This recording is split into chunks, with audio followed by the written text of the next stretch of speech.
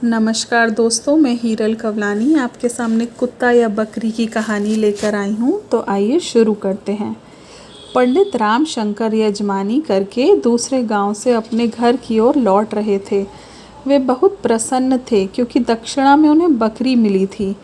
रास्ते में गुजरते समय बीच में बेआवान जंगल पड़ता था जिसमें चोर, लुटेरों व ठगों की भरमार थी और वे किसी भी राह चलते को लूट लेते थे। जंगल शुरू होते ही पंडित जी राम राम जपते हुए रास्ता पार करने लगे। भय था कि कोई उन्हें लूट न ले। उसी जंगल में 4 ठग भी टकटकी लगाए अपने शिकार की प्रतीक्षा में थे। जब उन्होंने देखा कि एक व्यक्ति दुधारू बकरी लेकर चला आ रहा है, तब उनकी बाछें खिल गईं। चारों ठग सोचने लगे कि बकरी को कैसे प्राप्त किया जाए। ठगों का मुखिया बेहद तीक्ष्ण बुद्धि का स्वामी था। वह बोला, घबराओ मत, मैंने रास्ता निकाल लिया है। तो पंडित राम शंकर जी को दान दक्षिणा वे करते थे, पूजा पाठ करते थे और दान दक्षिणा में उन्हें बकरी मिली। तो चोर लुटेरे उन्हें रास्ते में मिले। उन्होंने प्लानिंग की कि इस बकरी को हम कैसे अपने पास ले लें। वो एक युक्ति सोचने लगे। चारों ठग सिर जोड़कर बैठ गए और मुखिया ने उन्हें अपनी योजना बताई। योजना के अनुसार 2 ठग तो वहीं निकट खड़े रहे और 2 आगे बढ़ गए। जो ही पंडित राम शंकर उनके निकट पहुँचे तो एक ठग बोला, जय राम जी की पंडित जी, पाए लागू ब्राह्मण देवता। दूसरा ठग भी बोल पड़ा। पंडित जी ने उनके अभिवादन के प्रत्युत्तर में उन्हें आशीर्वचन कहे। तभी एक ठग बोला, महाराज, यह कुत्ता तो किसी अच्छी नस्ल का लगता है, लेकिन आपको कहाँ से मिला? पंडित जी ने हैरान परेशान होकर बकरी की ओर देखा और बोले, अरे ओ जड़ बुद्धि मनुष्य, यह बकरी तुझे कुत्ता दिखाई दे रही है? यह तो मुझे दक्षिणा में मिली है।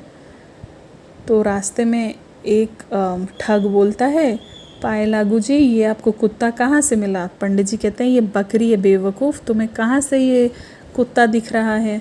दूसरा ठग जो अवसर की ताक में बैठा था वह बोला, विप्रवर, आपको ज़रूर कोई भ्रम हो रहा है। ज़रा गौर से देखिए, यह तो कुत्ता ही है। किसी ने आपके साथ मजाक किया है। कहकर वो दोनों ठग वहाँ से चल दिए। और इधर पंडित जी बार बार बकरी को देखते हुए सोचने लगे कि दोनों आदमी से कुत्ता कह रहे थे, कहीं यह सच तो नहीं है। किसी प्रकार मन को काबू में करके वे बकरी लेकर आगे बढ़ गए। अभी वह कुछ ही दूर चले थे कि योजना अनुसार वहाँ खड़े शेष दोनों ठग उन्हें अपलक देखने लगे। पंडित जी ने सोचा कि कौन है ये लोग जो मुझे इस प्रकार से घूर रहे हैं। तभी उनमें से एक आगे बढ़ा और पंडित जी के चरणों में झुकता हुआ बोला, चरण वंदना स्वीकार करें। अभी पंडित जी जवाब में कुछ कहने ही जा रहे थे कि वह बोला, यह कुत्ता लेकर आप कहाँ से आ रहे हैं? क्या आपके गांव में कुत्ते कम हैं जो इसे लिए जा रहे हैं? पंडित जी ने हैरान परेशान होकर बकरी की ओर देखा और कुछ सोचकर बोले, अरे भाई, आंखें नहीं हैं क्या? देखते नहीं, यह बकरी है, बकरी, और तुम इसे कुत्ता कह रहे हो? नहीं नहीं पंडित जी, धोखा तो आपको हुआ है, यह कुत्ता ही है। तभी चौथा ठग भी हस्तक्षेप करता हुआ बोला, पंडित जी, आप तो नाहक ही कुपित हो रहे हैं। ठीक तो कह रहा है यह बेचारा, कुत्ते को कुत्ता न कहे तो और क्या कहे? अब पंडित जी के सब्र का बांध टूट गया। वह जोर से चिल्लाकर बोले, मैं पागल हो जाऊंगा, कैसे मूर्खों से पाला पड़ा है जो बकरी को कुत्ता बता रहे हैं। अब वो रास्ते में आगे बढ़े तो 2 और ठग यही बोलते हैं कि पंडित जी, आप इस कुत्ते को कहाँ ले जा रहे हैं?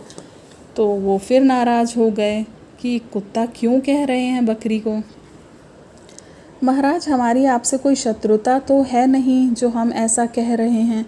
मूर्ख तो आपको बनाया गया है जो बकरी कहकर कुत्ता दान में दे दिया। तो उस ठग ने बोला कि आप हमसे क्यों नाराज़ हो रहे हैं? हमारी कोई आपसे दुश्मनी थोड़ी है, आपको बकरी कहकर किसी ने कुत्ता दे दिया है दान में। अब पंडित राम शंकर की दशा आगे समुद्र पीछे खाई जैसी हो गई।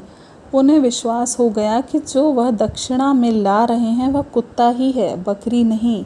उन्होंने उसे जंगल में ही छोड़ दिया और अपने यजमान को कोसते हुए घर की ओर चल दिए।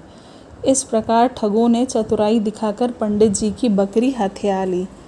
तो अब पंडित जी को गुस्सा आया। आगे समुद्र पीछे खाई उन्हें विश्वास आया कि जब चारों लोग कुत्ता बोल रहे हैं तो ये कुत्ता ही होगा, बकरी नहीं।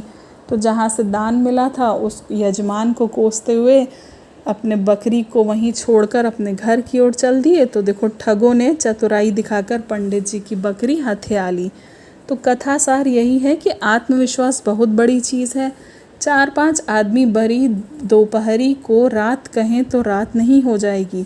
पंडित जी के साथ भी ऐसा ही हुआ। 4 ठगों ने उनकी बकरी को कुत्ता कहा और वह भी ऐसा ही समझे। अतः परिस्थितियां पहचान कर स्वविवेक से निर्णय करने वाला प्राणी ही बुद्धिमान कहलाता है। इसीलिए हमें किसी की बातों में नहीं आना चाहिए।